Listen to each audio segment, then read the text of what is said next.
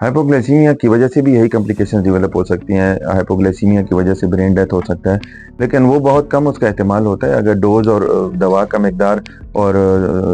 हिसाब बराबर रहे और दवा का इस्तेमाल पाबंदी से रहे और डॉक्टर की हिदायत के ऊपर मरीज चलता रहे और पाबंदी से दवा खाए, दवा के बाद खाना खाए, अपनी बाकायदा वर्जिश करे, जो उसको दी गई मुकम्मल हिदायत है उस पर अमल करे,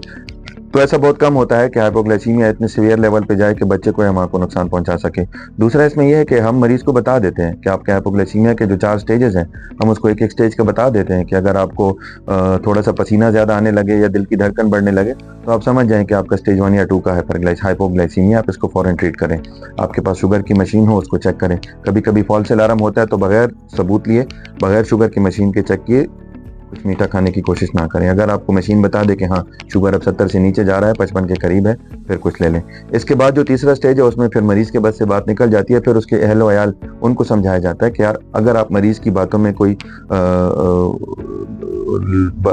मुनासिब वो ना देखें, जिसे हम आम जुबान में ऊट पटांग बातें कहते हैं, तो ऊट पटांग बातें या बातों में कोई तसलसल नहीं है, या उसके मरीज की दिल की धड़कन बहुत ज़्यादा हो गई है, परेशान है या इरिटेबल हो गया, तो ये उसकी तीसरा स्टेज है और इसके बाद अगला स्टेज भी हो चुका है। तो आजकल अवेयरनेस का दौर है, हर मरीज को भी पता होता है, उसके